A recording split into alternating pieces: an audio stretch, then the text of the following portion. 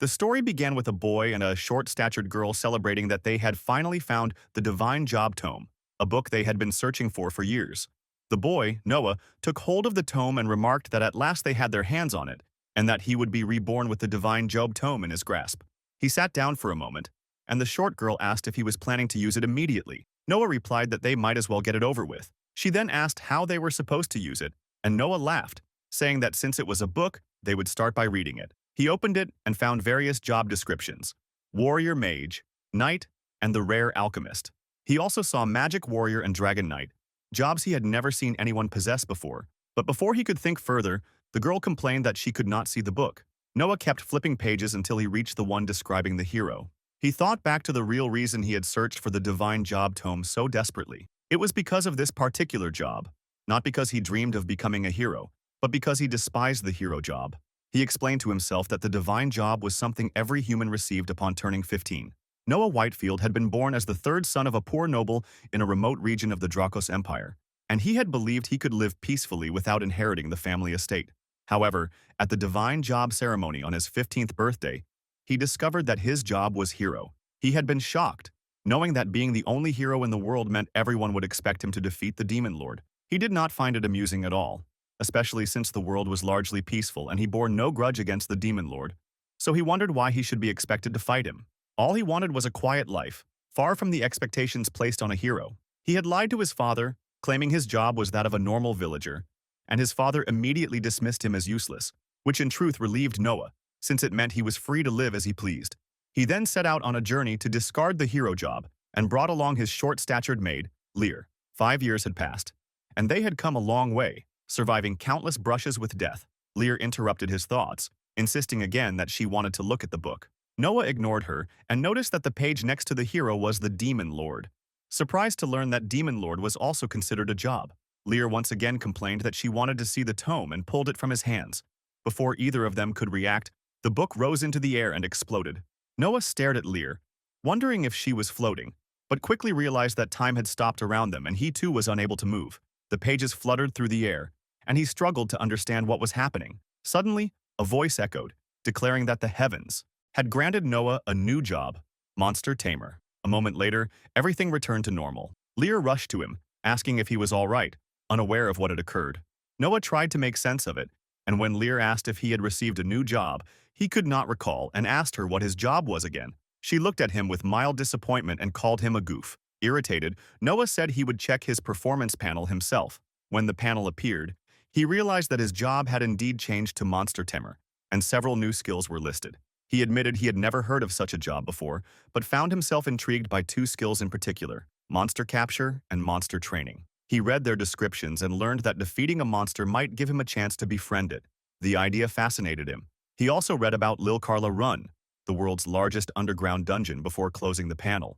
Lear asked how it looked, and Noah explained that he was now a monster tamer and that everything seemed fine. She approved and suggested they start heading back. Noah sighed, pointing out that they would have to take the same 2-week journey again. Lear sulked, but agreed. Noah tried to lighten the mood by offering to carry the luggage, but Lear insisted it was her responsibility. Smiling, Noah told her they should move on to the next step. But before he could finish speaking, he spotted a monster behind her. He tried to warn her and then rushed forward, stomping down with his sword. The monster growled, and Noah realized too late that his sword had broken along the way and caused no damage. Lear looked disappointed and reminded him again that he was a goof. Embarrassed, Noah claimed he had done it on purpose because he wanted to tame the monster. He clenched his fist, thrust his hand toward the creature, and struck it, sending it flying to the ground. Looking back at Lear, he asked how his attempt was this time, and she dryly remarked that shaking was a trick for a dog, not a monster. Frustrated, Noah declared that he did not care if he was a goof. Lear told him not to sulk and to look behind him. Noah turned and saw the monster dissolving into magic particles. He realized he had failed to tame it. Still, he told himself that succeeding on the first try would have been too much to expect. Lear ignored his complaints and simply suggested they continue their journey. A few days passed, and soon it had been a full week since Noah had become a monster tamer. He found it strange that he still had not managed to tame even a single monster. Every monster they encountered was defeated, yet each one vanished into magic particles upon death, which meant failure. Just moments earlier, he had defeated another monster, only for it to disappear, like all the others. Lear looked dissatisfied and asked what the exact conditions were. wondering if they merely needed to incapacitate monsters rather than kill them. Noah admitted she was thinking in the right direction and explained that was why he kept beating monsters without killing them. Lear thought for a moment and then asked if maybe his level was not high enough. Noah suddenly realized that she was right. His level had not increased at all. He wondered how other monster tamers managed to level up. Lear suggested that perhaps other tamers made use of their monsters in some way. After thinking for a while, she asked what he thought about using a golem like a club. Noah responded that he was pretty sure that was not what the skill meant by using monsters. Pulling at his hair in frustration, he complained that there was still so much he did not understand. Just then, a crashing sound echoed behind them. Both Noah and Lear turned to see what had happened. They found 3 people, a boy and 2 girls, struggling against a monster. One of them shot a fireball at the creature, but it did not even scratch it, shocking the attackers. Noah sighed and remarked that they should not be using magic against a minotaur because minotaurs had high magic resistance despite how they looked. Lear asked if they should help, but Noah decided to wait since he did not want them accusing him of stealing their prey. He also muttered that a party with 2 girls was enviable, making Lear fall silent and simply stare at him. The man tried attacking the minotaur again but failed, then coughed and told the girls to retreat while the minotaur stood before him, growling. One girl offered to heal him, but he told her to stay back. He stabbed the minotaur with his blades and declared that his opponent was him. The minotaur roared and charged toward him. Lear commented that the situation was becoming dangerous. Noah finally stepped in and muttered that he hoped this would not become a huge annoyance later. He sprinted forward and smashed the minotaur to the ground. Apologizing for interfering, he positioned himself in front of the creature. The man demanded to know who he was, but Noah told him to retreat to safety first.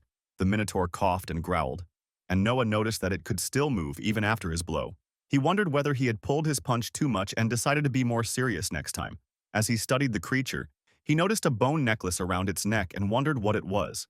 He also questioned whether his monster capture skill had activated, because he felt no hostility from the creature anymore. His thoughts were interrupted when the man behind him urged him to run with them.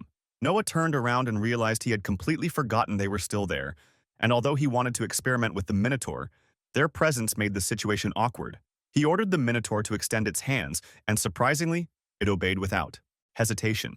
Finding this fascinating, Noah wanted to test many things, but first he needed to deal with the people behind him. He told them to use the opportunity to escape.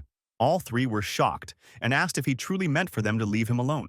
Noah assured them that they should hurry while he still had control. The boy tried to protest, but the girls convinced him that staying would only burden Noah. They began to leave, but the boy turned back again. Noah felt disappointed, wondering why he was still lingering when he wanted to start his tests. The man introduced himself as Kite Dickens and asked for Noah's name in return. Noah gave it, and Kite promised he would repay his debt as long as Noah stayed alive. Then the group finally dashed off. Once they were gone, Noah tapped the minotaur and told him that everything was fine now. Lear approached, asking if it was over and if he had succeeded. Noah apologized for keeping her waiting and said he probably had. He examined his performance panel and saw that the minotaur appeared to be a normal one, but he wondered why there was a skill called subordination chain listed. The skill explained that the monster had been captured through monster capture and would now follow the commands of the monster tamer who captured it. Noah let out a relieved sigh, calling it convenient, and then checked whether anything had changed on his own end. He discovered that his level had finally increased after befriending a monster. Even so, he realized there was much he still did not understand and wondered what the actual success rate of monster capture was. While he was lost in thought, Lear cheerfully introduced herself to their new companion, who growled in return. She asked Noah what their new friend's name was. Noah admitted the minotaur had none, and seeing Lear's disappointment, he decided to name him Milo from that moment on. Lear smiled, saying it was a good name. After a while, Noah announced that they would continue moving toward the exit, and both Lear and Milo agreed. A little later, Milo was carrying Lear on his shoulder and taking care of all the work for Noah. Milo fought off monsters while Noah simply yawned in the background. Noah observed that Milo was excellent at keeping watch and clearing rubble from their path, and all he had to handle were the few monsters that managed to slip through Milo's defenses. At one point, Noah grabbed a large bug and tossed it at Lear. She screamed and fell as Noah laughed, asking if she was bad with insects. Lear insisted she was not, then turned and noticed blood spots on the ground. She called Noah over and asked him to examine them. Noah touched the blood and wondered if something had happened to adventurers nearby. The trail continued ahead, so he told Lear and Milo to stay alert because he had a bad feeling. Following the blood, they eventually discovered someone lying on the ground. Noah recognized the person as one of the adventurers he had rescued earlier. When he approached, he found that the man was already dead. Lear called out again, having found another body, and Noah confirmed that the girl was also dead. Standing up, Lear said that if she remembered correctly, there should have been one more member. Noah scanned the area and eventually found the last girl. She let out a faint sound, and Noah realized she was still alive. Before he could stop Lear, she had already run to her, insisting they had to save her. Just as Lear reached her, a monster burst through the wall and lunged at them. Noah rushed in and ordered Milo to smash the beast. Milo reacted instantly and defeated it. Lear began to speak, but Noah cut her off and told both her and Milo not to move suddenly. Looking around, he realized they had been surrounded. Noah noticed something gleaming in the air and quickly realized that it was a cluster of arrows flying toward them. He thought about it for a moment and understood that the only ones who would use arrows in this area were the redcaps. Before he could react further, he sensed one of the redcaps sneaking up behind him, so he swiftly turned and grabbed the creature by its neck. After confirming its identity, he muttered to himself that it was a shame he had become so accustomed to their speed. He drew his fist back to punch, but before he could strike, he spotted another arrow whistling through the air straight toward Lear. Noah smacked the red cap aside, knowing the hit was shallow. But Lear's safety was far more important at that moment. He rushed toward her, dodging the incoming arrow, and turned to see if she was unharmed. He immediately noticed that she had curled up tightly on the ground like a turtle, wrapped in a protective cocoon-like posture. Lear reassured him that she was fine and urged him to focus on saving the injured person instead. Noah leapt into the air and commanded Milo to smash their attackers. Milo growled and charged forward with lethal intent. Noah decided to leave the lesser enemies to Milo and concentrated on helping the injured girl. When he reached her, he realized she was still breathing, and it wasn't too late. Settling beside her, he focused on healing. He knew he lacked aptitude for proper healing magic, but he trusted in his large mana reserves. He intended to pour his mana into her to boost her vitality as much as possible. He noticed the sword still embedded in her body but chose not to pull it out yet, fearing she would lose too much blood. He planned to remove it only once she had recovered enough to survive it. Lear approached and asked about the girl's condition. Noah explained that he needed more time to heal her, but she was going to be all right. Suddenly, the red cap from earlier let out a sound, reminding Noah that his strike had not been lethal. The creature rushed toward him, and Noah realized this was bad timing since he was still focused on healing. However, just as the red cap reached them, it ignored him entirely, and instead darted behind him to attack the other monsters. Noah was stunned to see it fighting on their side and wondered if it had suddenly become an ally. He noticed the same bone necklace around its neck and concluded that some sort of skill had activated. Deciding to leave the red cap alone, he returned his attention to healing the girl, which was still the priority. After a while, he let out a relieved breath and confirmed that she should be stable for now. He heard Milo growling nearby and asked if he had finished off the remaining enemies. Noah praised him for the good work. At that moment, the red cap returned as well, and Noah praised it too, commenting that he would first figure out who or what it was. He analyzed its panel and discovered its name, Galanka Dolan Herbert Griffithsum, identified as a goblin. Noah found the name surprisingly long and strangely impressive for a goblin. He wondered aloud what the story was behind such an elaborate name, and from behind him, Lear commented that she found it cute. Noah suddenly understood something important regarding the conditions for forming friendships with monsters. Lear asked what he meant, and Noah explained that with both Milo and Galanka, he had failed to finish them with a single strike, which meant the incapacitated state required for the skill to trigger must occur when a monster was on the verge of death. Lear still did not fully grasp his point when they heard someone stir. Both he and Lear turned to see the injured girl slowly sitting up and mumbling under her breath. When she opened her eyes, Noah smiled gently and told her she was finally awake. She began to say something, but the moment Milo appeared behind Noah, she yelped in fear. She prayed frantically for protection from evil and begged Milo not to eat her, insisting she would not taste good. Noah managed to calm her down, and once she relaxed, she thanked him sincerely for saving her, expressing deep gratitude from the bottom of her heart. She credited both his kindness and St. Muller-sama's guidance for allowing them to meet. She introduced herself as Marin Linnefalls and asked Noah for his name as well. After a brief moment of thought, Noah decided explaining everything would be a hassle, so he simply introduced himself as Noah and stated that he was a monster tamer. Marin looked puzzled, prompting Noah to clarify that monster tamers possessed the ability to tame monsters and make them allies, just like Milo and the red cap she had seen. He assured her there was no need to be afraid of them. She started to speak again, but her attention shifted to the bodies of her fallen party members lying nearby. She approached Kite's body and prayed for his soul to rest in peace. Noah gently asked if she had known them for a long time. Marin shook her head and explained that she had only traveled with them for a few days, but Kite had been incredibly kind, guiding her through the unfamiliar world of adventuring. Julia, had also treated her warmly, making both companions very precious to her. Noah hesitated before telling her that, while it might be presumptuous of him, she didn't need to worry. They would escort her to the exit since they were heading that way anyway. Overwhelmed, Marin suddenly grabbed his hand with tears streaming down her face and thanked him earnestly. Her grip was surprisingly strong, almost enough for Noah to physically feel the force behind her emotions.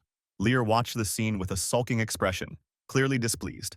Marin turned toward the direction of the exit, ready to leave, while Noah glanced at Lear and asked what was bothering her. Lear turned away with an irritated expression and muttered that it was nothing, though her angry face said otherwise. Few moments later, they were making their way out of the dungeon when Marin asked if Noah-sama had entered such a dangerous place with only the maid beside him. Lear confirmed it. Marin then asked why only the two of them would go into such dangerous ruins. Noah knew he could not tell her he wanted to quit being a hero, so he simply told her that things just happened. Marin commented that even he had something he could not speak about, then immediately apologized for her rudeness. Noah reassured her that he did not mind. While Milo continued to kill monsters along the way, Marin asked Noah what his current rank was. Noah thought for a moment and admitted that he was still a novice D rank, but then wondered if she was testing him. Marin looked at him and insisted she was sure he must have a very high rank if he could tame a minotaur. While they continued their conversation, a monster wolf suddenly rushed toward them, but Noah reacted in time and smashed it instantly. Marin grabbed Noah's arm and exclaimed that she knew he was incredibly strong. Noah panicked and asked if she really thought so, while Lear watched them silently from a distance. A short time later, they steadied themselves and reminded each other that the exit was not much farther. Noah tried to cheer them up and keep their spirits high. At last, they emerged above ground and were greeted by the bright sunlight overhead. Marin apologized for slowing him down and making him adjust his pace to match hers. Noah told her it was fine, and that they were in no hurry anyway. He suggested that she should take the carriage back to the nearest town, since the area around them seemed to be a popular sightseeing spot. Marin looked disappointed and asked if he was not coming with her. Noah explained that they preferred to follow their gut when traveling, so they rarely used carriages, especially now that they had Milo and Jelenka. Noah did not say it aloud, but he knew he had no ID proof or official documents to verify his identity, leaving him with no choice but to avoid any situation that required verification. He also did not want the public to know he was a hero, so he had been avoiding carriages and gates and had been forced to camp outside towns. Yet he really wanted Lear to sleep on a soft bed sometime soon. Marin looked disappointed again, and Noah realized she was cute and felt tempted to escort her. But before he could decide, he felt a sudden pinch on his back. His thoughts were interrupted, and he jumped in pain, asking Lear why she was pinching him. Lear stood silently with a pouted face. Marin thanked Noah once more, blessed him, and they finally bid farewell. Noah left with the others. Marin sat down on a bench and realized how lucky she was to have returned alive from such a life-threatening situation.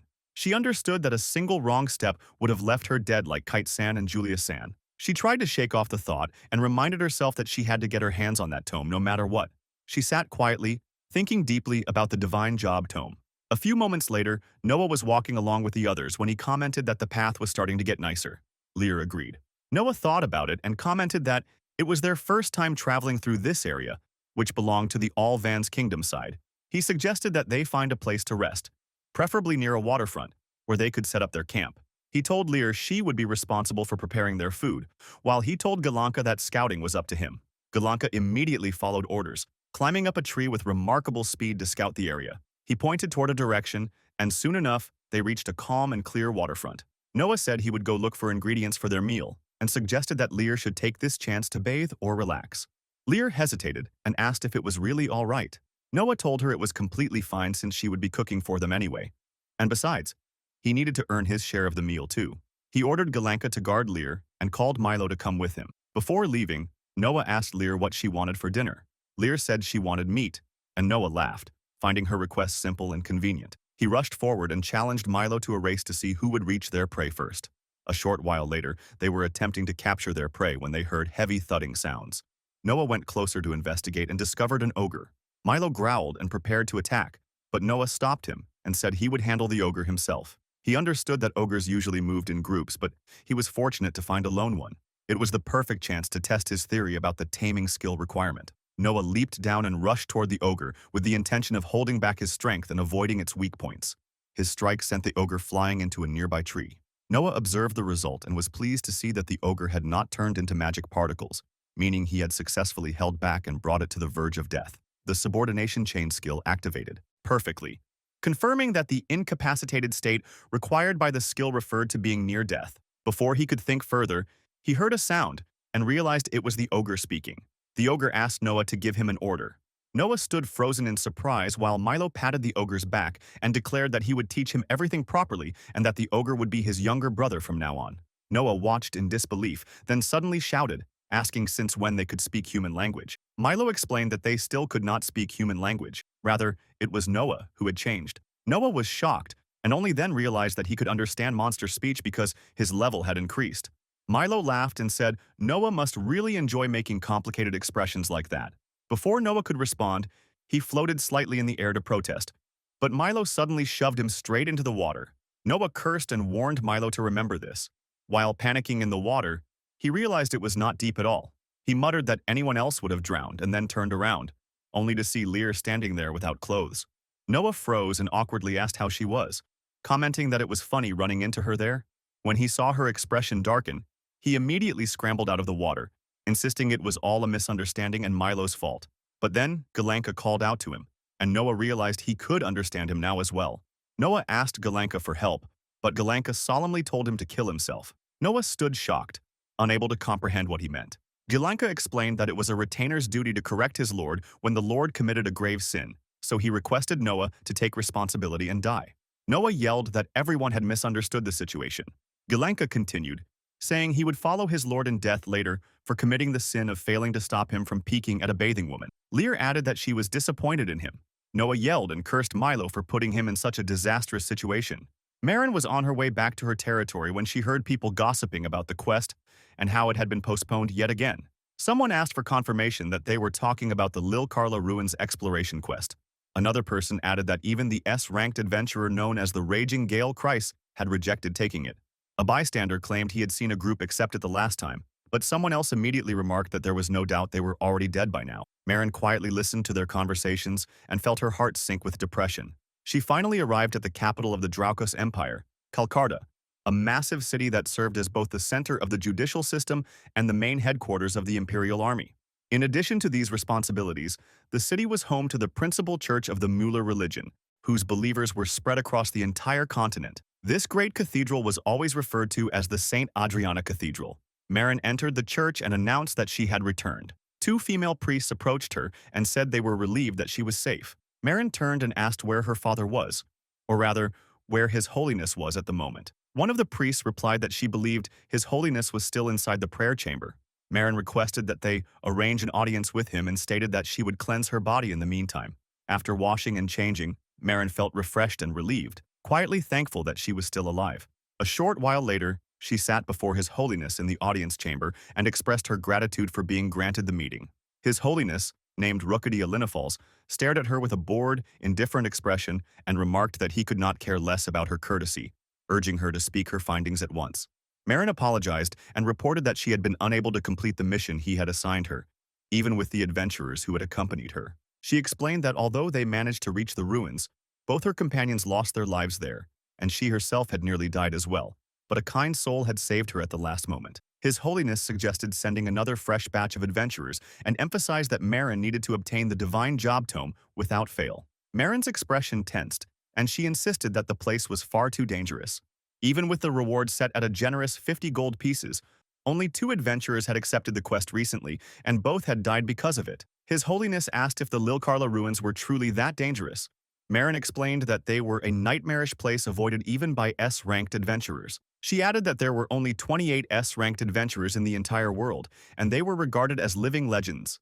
Even someone like her, who lacked worldly knowledge, knew about these heroes whose names belonged in the pages of a storybook. She further insisted that the mission was impossible for someone like her, especially since the same heroes who could defeat dragons with a single strike and overpower enormous wyverns had refused this quest.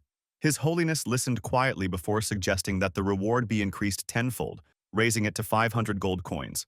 Marin was shocked and could not believe he was willing to go to such extreme lengths just to ensure that her younger brother inherited the Pope's throne. She knew that her father had not been born with the divine class of Pope, but according to an oracle their ancestors had received from Muller-sama, candidates for the papal position had to find the divine Job tome before they could inherit the role.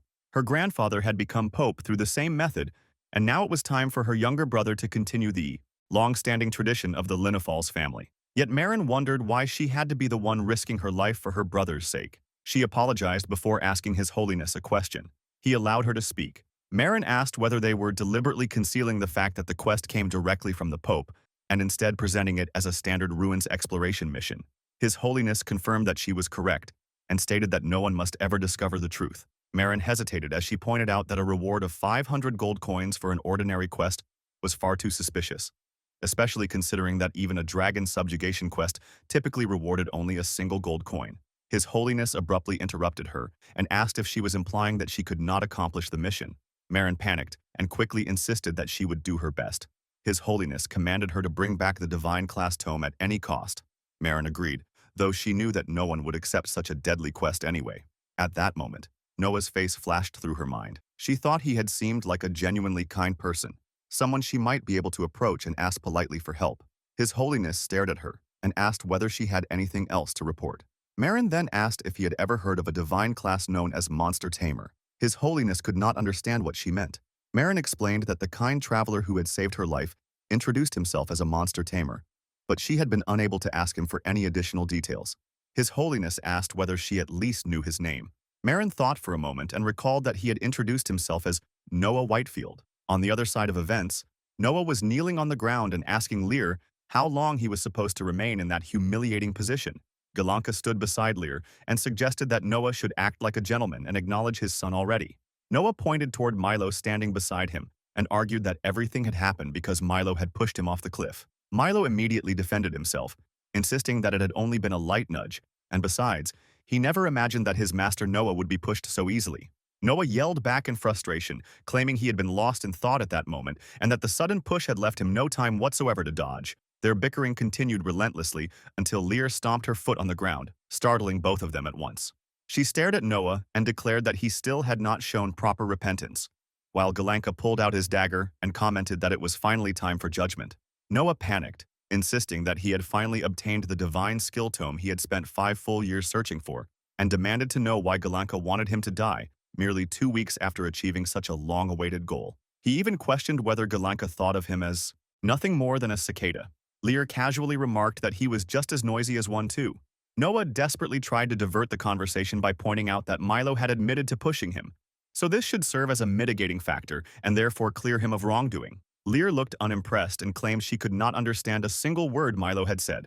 Galanka, however, nodded thoughtfully and announced that he understood her reasoning, and based on the titivating factor, Noah was sentenced to the serious punishment of eye-poking.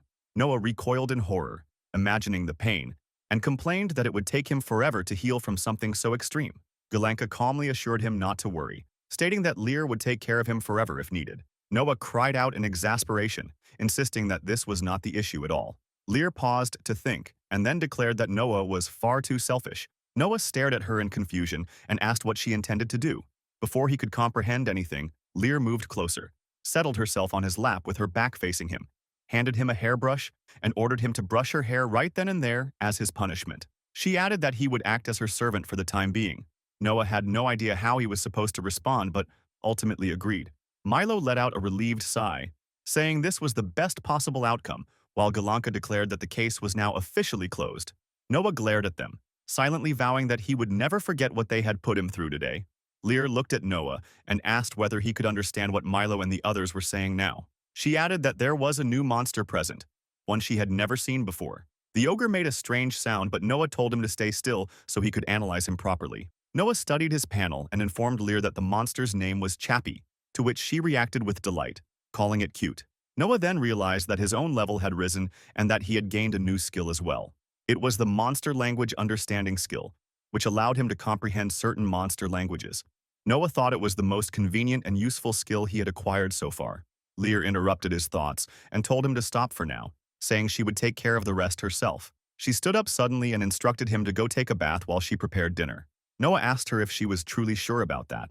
Lear confirmed that she was, especially since he reeked. A little while later, after they had all finished eating dinner, Noah commented that the meal had been delicious.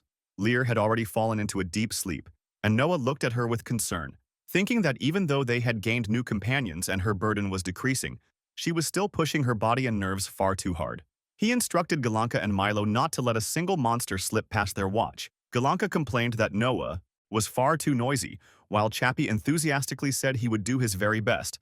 Noah observed them with satisfaction and realized how good it was that the three of them had such diverse personalities. Milo was incredibly frank, Galanka was calm and collected, and Chappie was gentle and timid.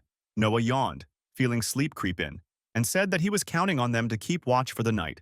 The next morning, Noah told all of them that the forest would become much thicker from this point onward, which would make it easier for other monsters to ambush them. So they would only travel while it was still bright. He also advised them to keep an eye out for a clear spot where they could camp for the night and to reach the neighboring kingdom as soon as possible.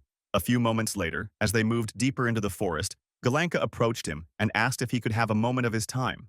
Noah gave him a nod to continue. Galanka requested permission to swear his allegiance to him all over again, and asked whether he could also request one small favor. Noah told him to go ahead and say it. Galanka gathered his courage and declared that he wanted to become a knight. Noah was surprised and asked if Galanka meant he wanted a horse or something similar. Galanka explained that he wished to fight gallantly and battle on horseback, so he asked Noah whether he could one day tame a monster worthy of being ridden. Noah listened patiently and realized Galanka meant something along the lines of a goblin rider. He assured Galanka that he would inform him if they ever encountered a suitable mount. Galanka brightened immediately and thanked Noah for his kindness. After Galanka walked ahead, Lear asked Noah what he had said. Noah explained Galanka's desire to become a knight. Lear commented that it sounded wonderful, while Milo taunted Galanka for shamelessly pleading with Noah. Galanka gritted his teeth and snapped back that such a request was a small price to pay for loyalty, and besides, Milo had no right whatsoever to tell him what he should or should not do. The two of them continued bickering, calling each other ridiculous names. Lear and Noah watched them in silence until Lear commented that Milo would fit in perfectly as a bandit. Noah agreed wholeheartedly, but at that moment Chappie interrupted them and stated that he also wanted to be useful to Noah. Noah laughed softly and told him to do things at his own pace. Lear thought for a moment and asked whether Chappie was a boy. Noah considered it and said that he was probably a boy. Lear then told Chappie to stop being timid if he was truly a boy and asked him to give her his hand. Chappie growled shyly but extended his hand. Lear held his little finger and smiled warmly at him, while Noah watched the scene unfold and realized that Lear would make an excellent monster tamer herself. A few moments later they continued walking and soon discovered that they had reached a village. Noah remarked that he had never expected to find a village hidden so deep inside the forest, especially one that appeared to be heavily guarded. They approached cautiously and spotted someone working nearby. But as Noah began to speak, the person ran away along with several others, shouting that the monster had attacked again. Noah immediately realized that he probably should not have brought Milo, Galanka, and Chappie with him into the open, while Milo casually asked whether they should chase the fleeing villagers because they were running away. Everyone in the village quickly shut their doors and windows. Then someone from the top of a roof shouted for them to stop. Noah sighed heavily and muttered that this was going to be a gigantic pain in the ass. The person turned out to be a girl who doubted that they could even understand her words, and she warned them to leave the village alone. Noah stepped forward and explained that it was fine because the monsters with him were his friends and would not hurt anyone. The girl's eyes widened in shock as she realized they could understand her.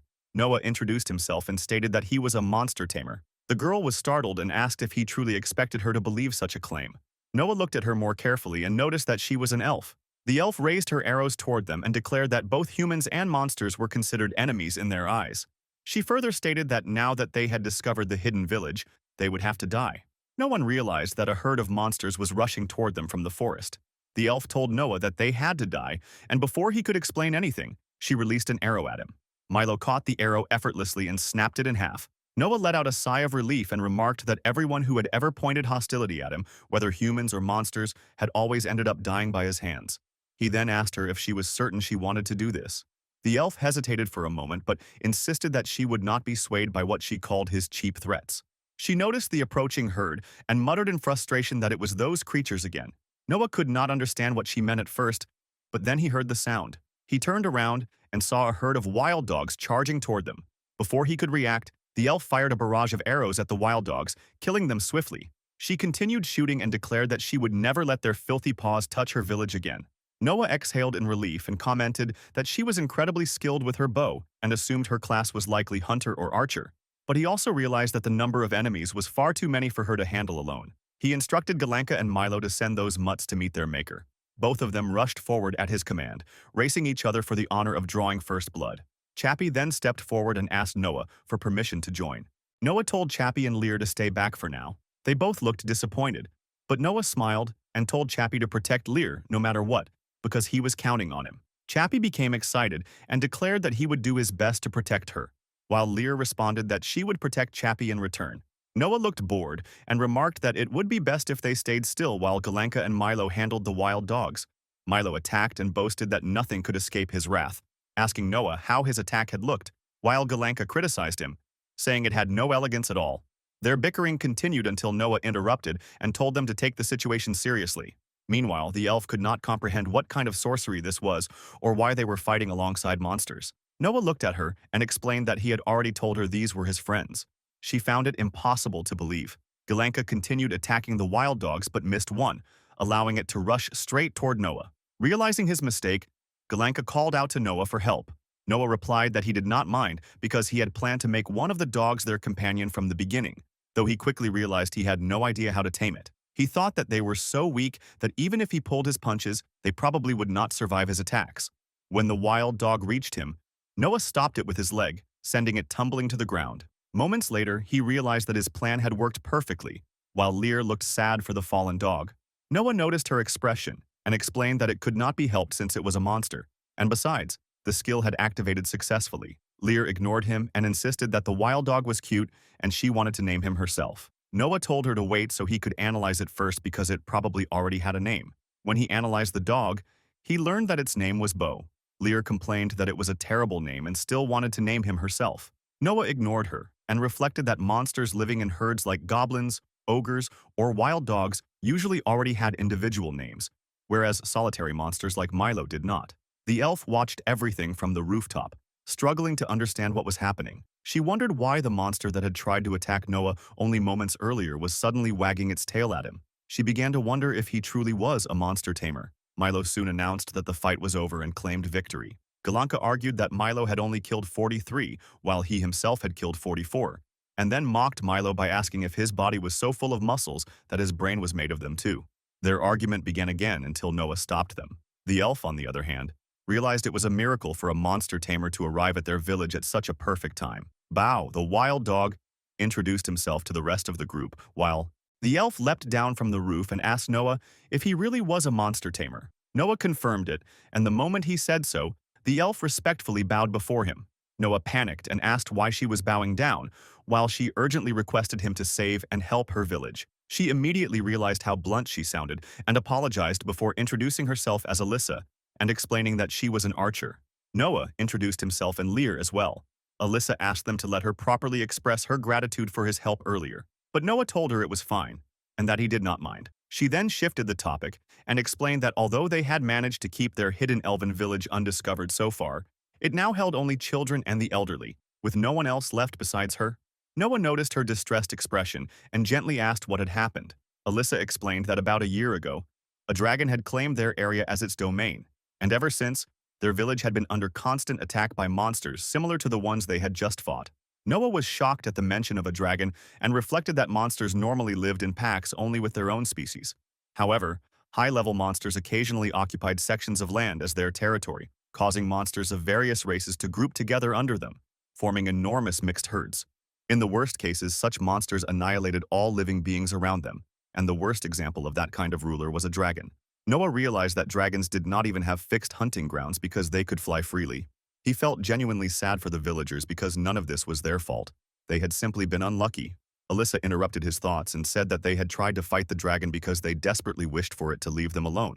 But every single knight they sent out never returned. The remaining young elves defended the village as best they could, but they fell one after another, and her last surviving comrade had passed away just the previous night.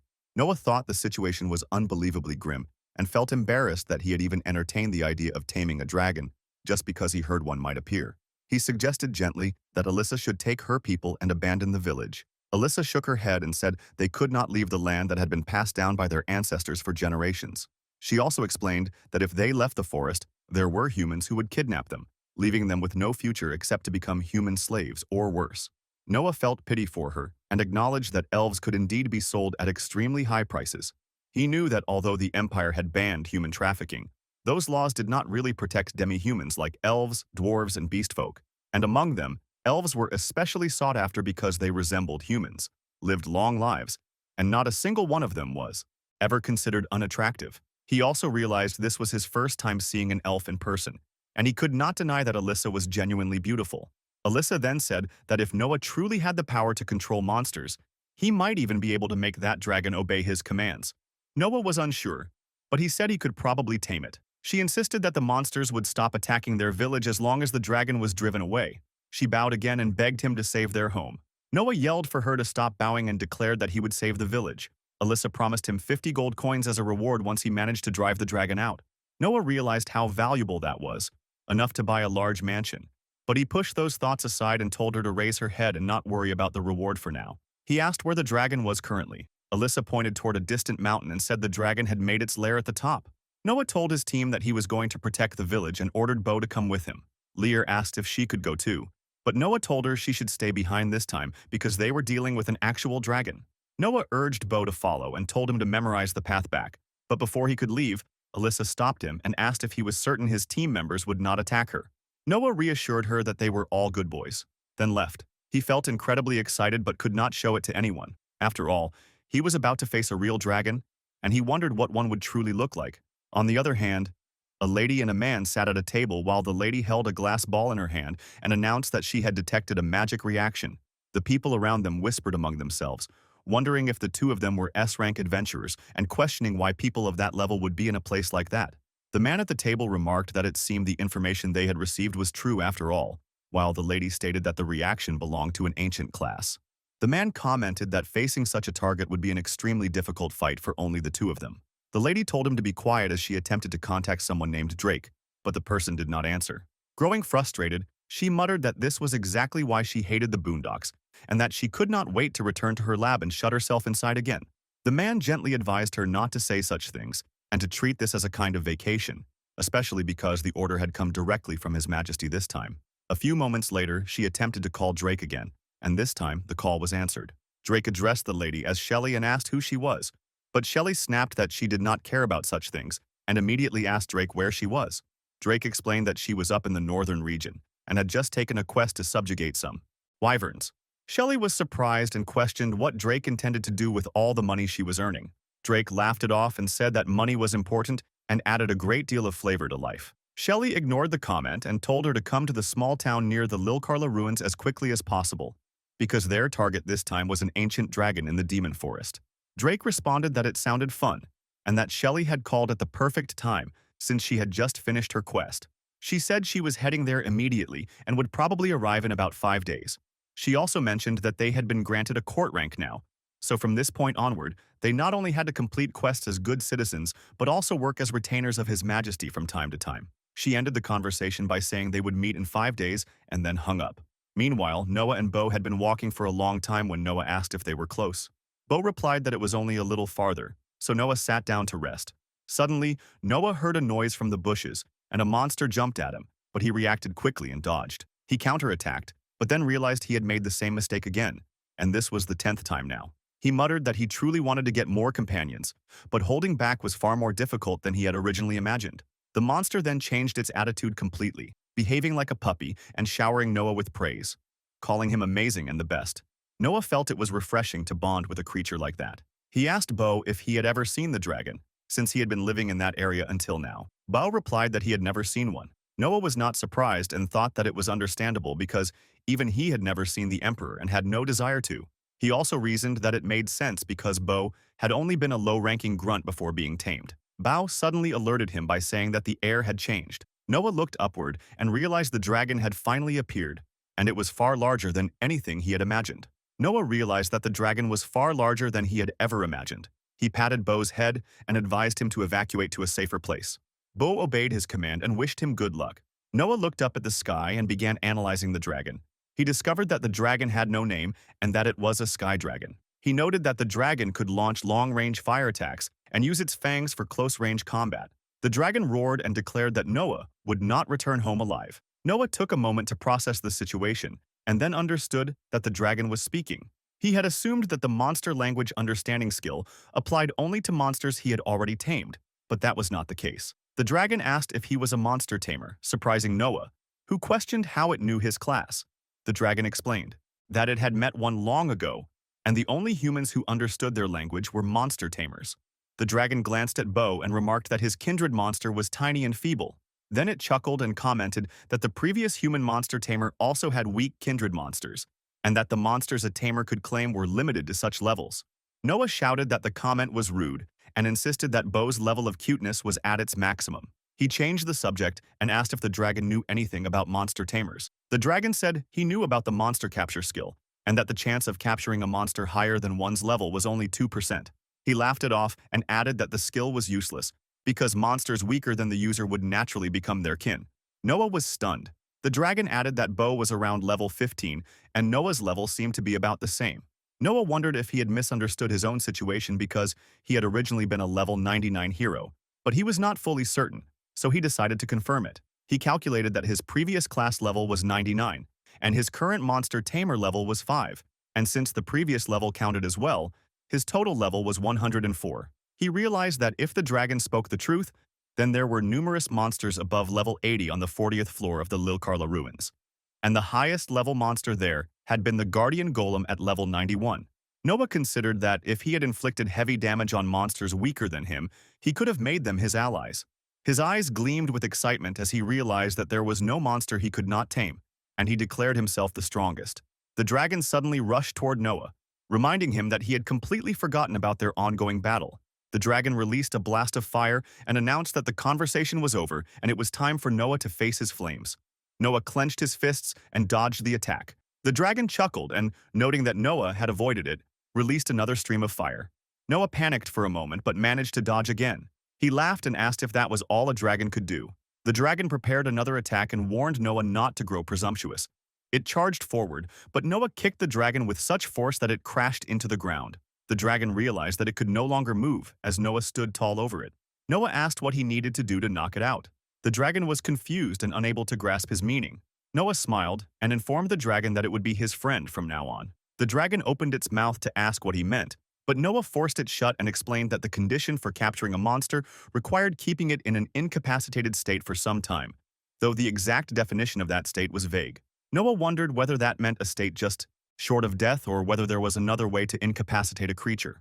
He gave the dragon a warning that he intended to test it, and once the subordination chain activated, the dragon would be fully healed. The dragon panicked, unable to understand what Noah meant, just as Noah smiled and cracked one of its fangs. The dragon struggled, but Noah reminded him that this was only the first one. He snapped it off while the dragon demanded to know what he was doing. Noah tossed the fang aside and repeated that he had already announced he was testing it. The dragon tried to move, but Noah's left hand held it down with overwhelming strength. Noah stated that he understood physical incapacitation caused by bodily injury, but wanted to see what happened when a creature became mentally incapacitated. He added that he would begin by breaking all the dragon's fangs, and once the fangs were gone, he would tear out the nails and then the scales until the dragon surrendered and reached mental incapacitation. Noah snapped another fang and asked if the dragon truly had no name. The dragon screamed in agony while Noah encouraged him to be excited because he would receive a name once he submitted. Noah continued snapping the teeth one by one until the dragon gasped and pledged loyalty from the depths of his heart. Noah smiled, noting that he had just broken the 25th tooth, which was faster than expected, and he named him Pappy. Few moments later, Noah was sitting on Pappy's back while the dragon flew across the sky. Noah told Pappy that he was doing a good job and added that he had many questions to ask about monster tamers. Pappy replied that he had met only one in his entire lifetime, and when Noah asked if that person had been weak, Pappy explained that she had been a female, and a weak one at that. He added that the monsters she brought along were all inferior from his perspective and called Noah a bastard. Noah warned him to be careful with his choice of words while he ripped off one of his scales.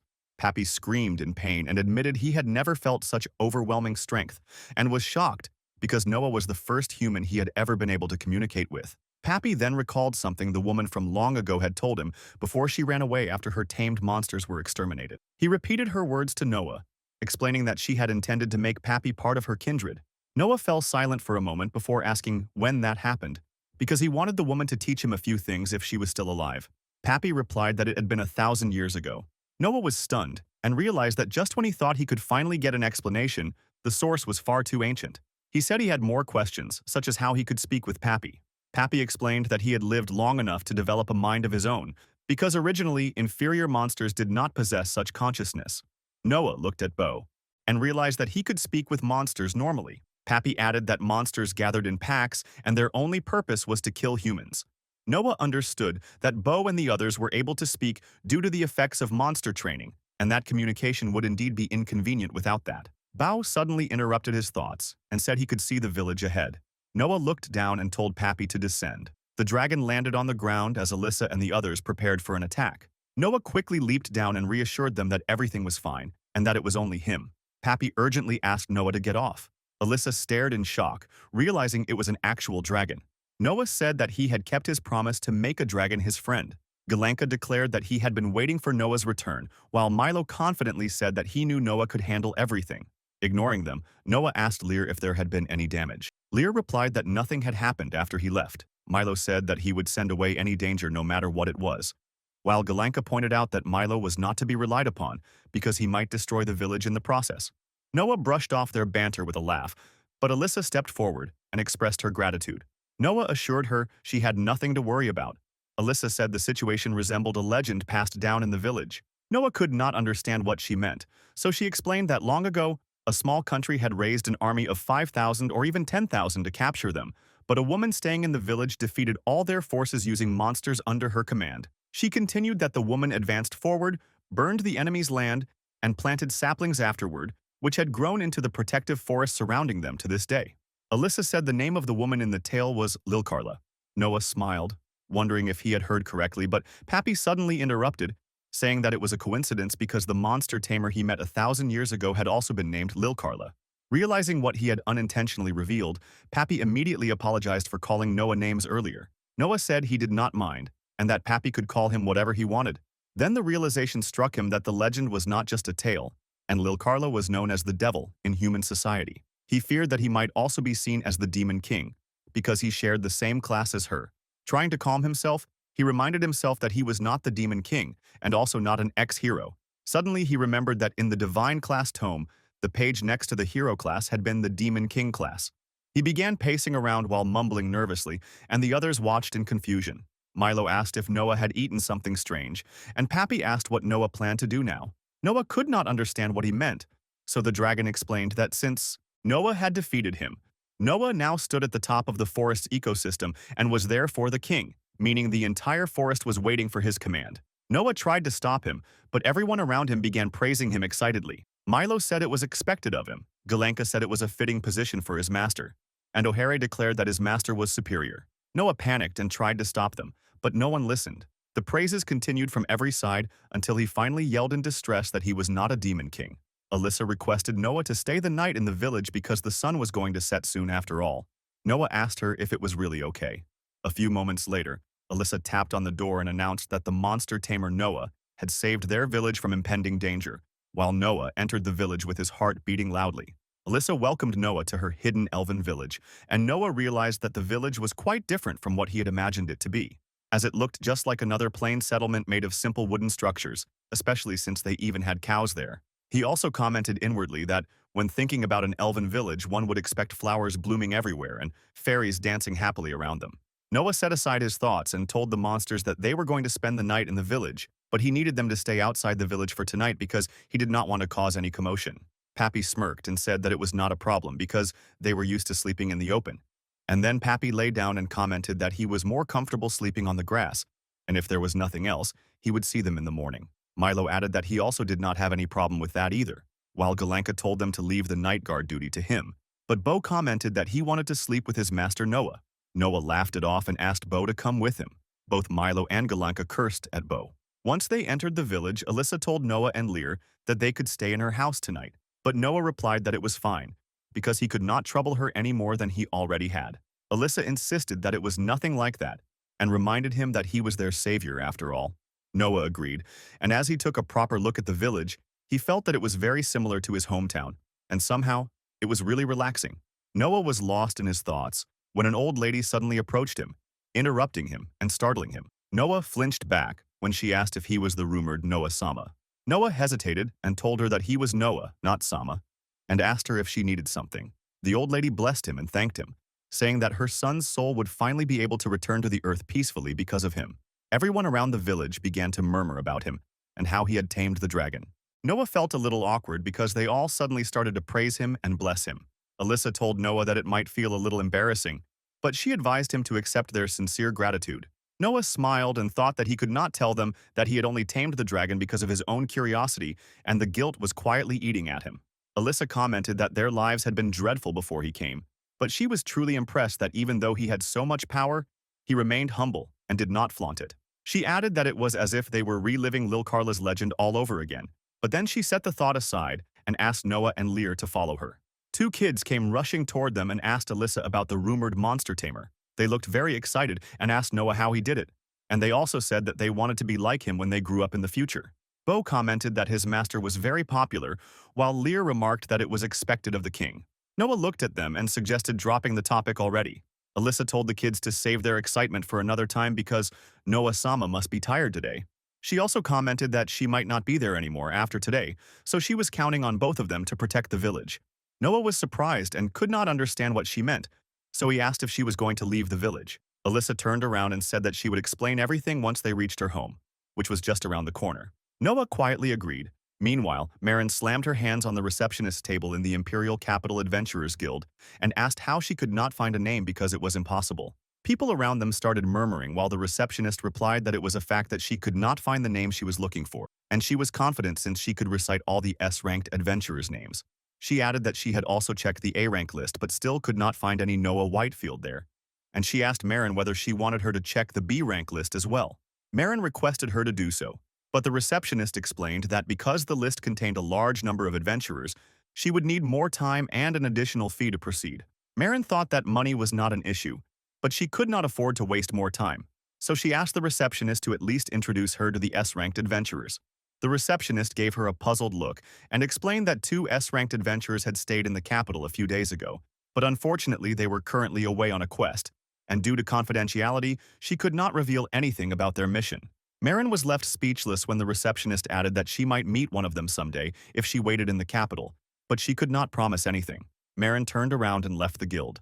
On her way out, she could not believe that he was not even an A-ranked adventurer, even though he had the skill to tame a minotaur. She then noticed a quest related to Lil Carla's ruins posted on a billboard and began wondering who Noah-sama really was.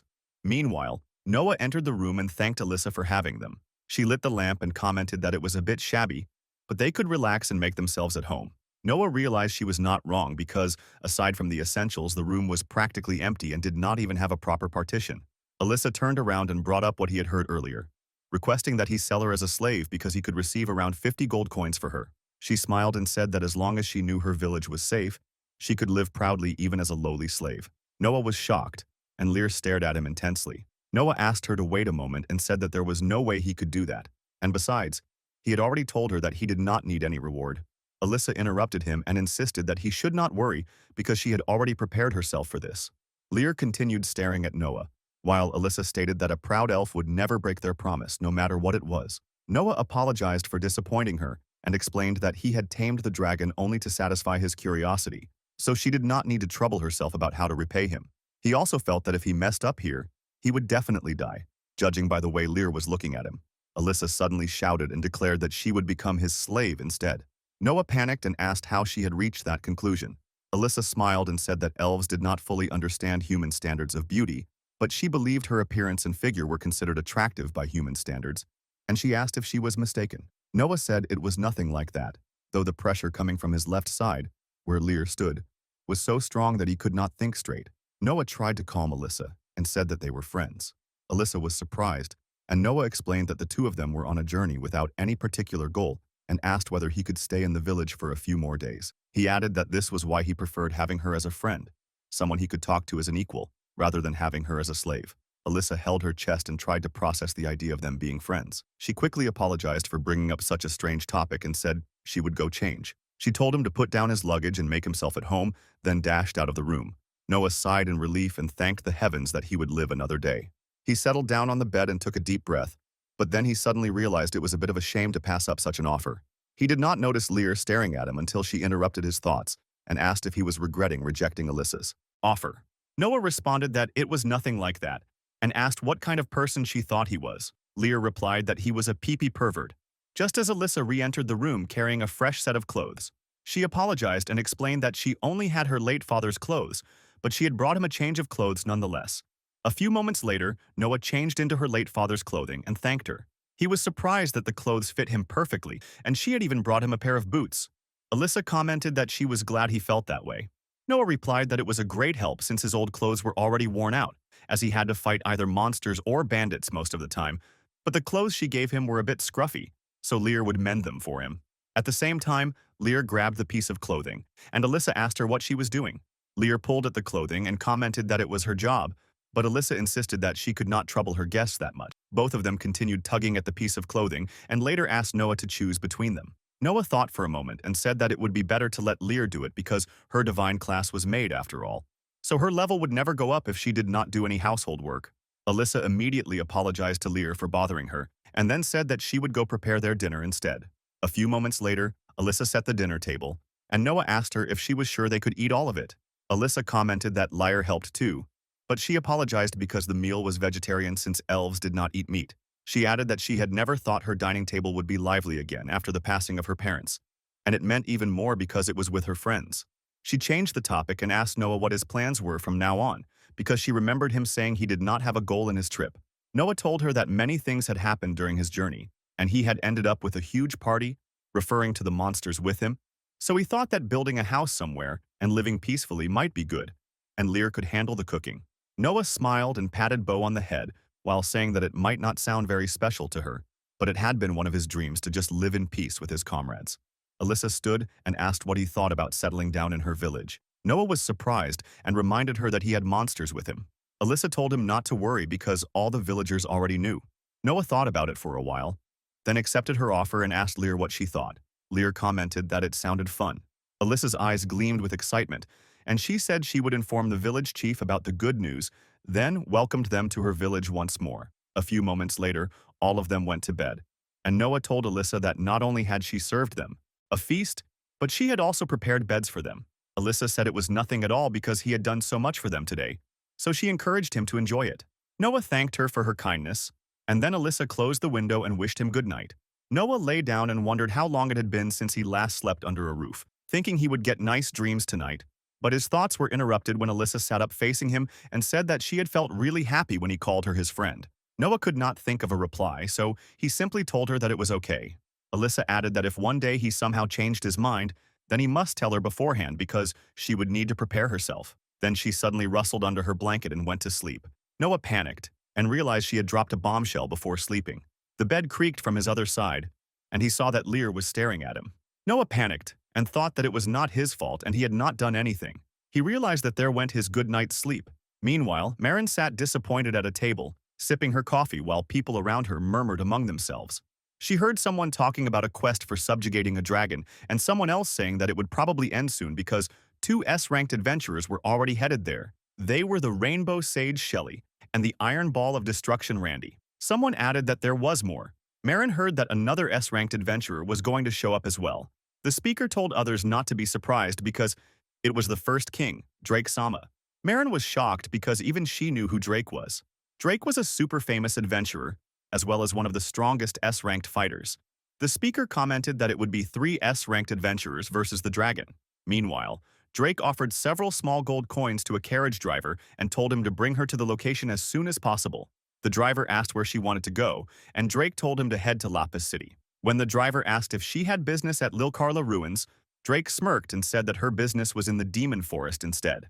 At the same time, Alyssa wondered if she could meet the S-ranked adventurers by heading to the Demon Forest, because the forest was next to the Lilkarla Ruins, and maybe they would help her if she begged hard enough. She also thought that if they did not help her, she might still meet Noah-sama inside the forest because usually people use the highway to reach the neighboring kingdom.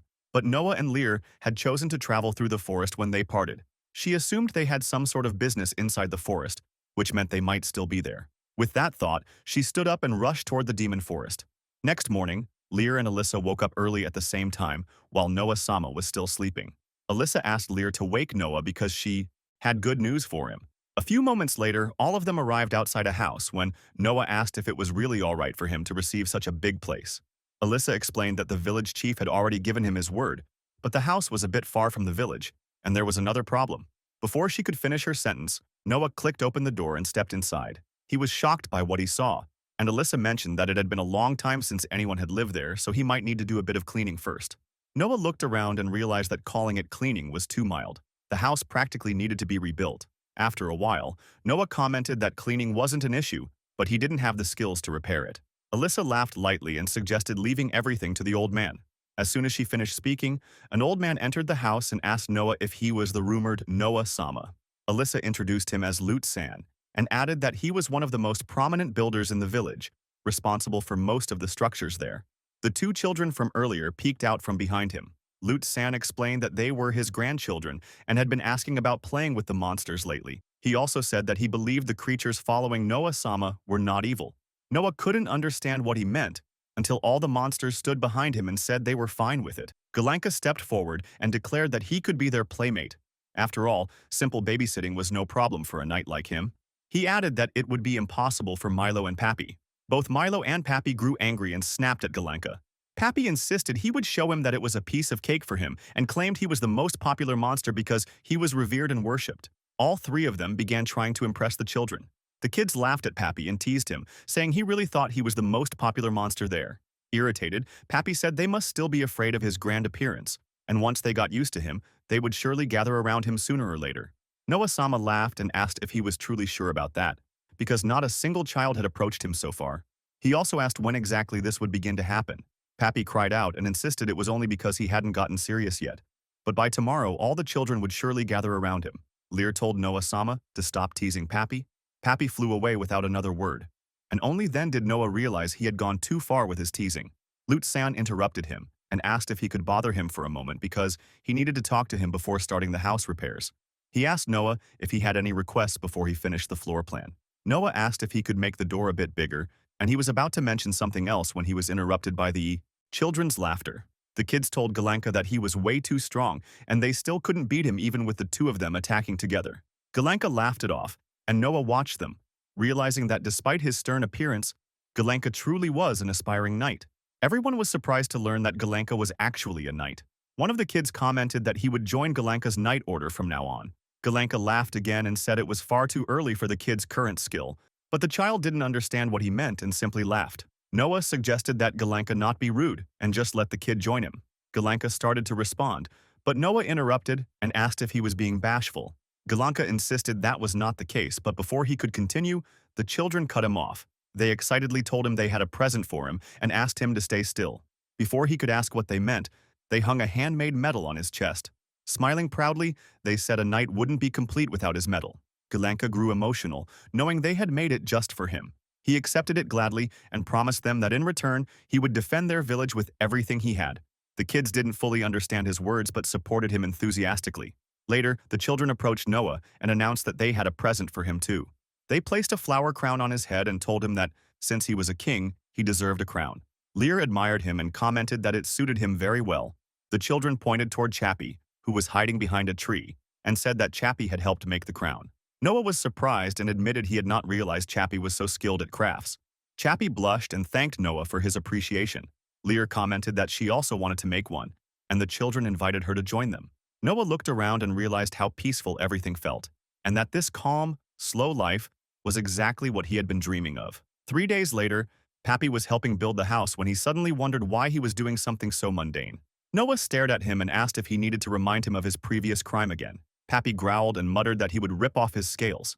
Noah commented that the floor plan was complete, so it was finally their turn to give it their best effort. Lear looked at Noah and said he seemed fired up. Noah replied that of course he was, because this was his first big step toward his new life. Lear pointed at the house, and Noah turned to look.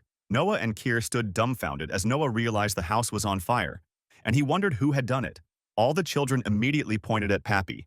Noah looked at him and said that he must be right, considering Pappy had indeed been surrounded by children today. Noah asked whether, due to his lack of popularity, Pappy had tried to grab their attention by breathing fire and had accidentally burned down the new house. Pappy became nervous and admitted that it was true. Noah cracked his knuckles and said it looked like he needed another 5 rounds of beating. Pappy insisted that until now, everyone always ran away whenever they saw a dragon like him, so he had never had a chance to play with children before, and they shouldn't blame him for wanting to show off a little. After a moment, Noah patted Pappy's head and acknowledged that it must have been hard for him, but then suddenly kicked him, and asked if Pappy really expected him to let it slide after burning down his house just to impress the children. Pappy groaned and said he was going to burst and then make Noah's insides burst for sure. Noah replied that it would only be a little internal damage and told Pappy not to worry because he would heal him afterward. Lear interrupted them and suggested Noah stop bullying Pappy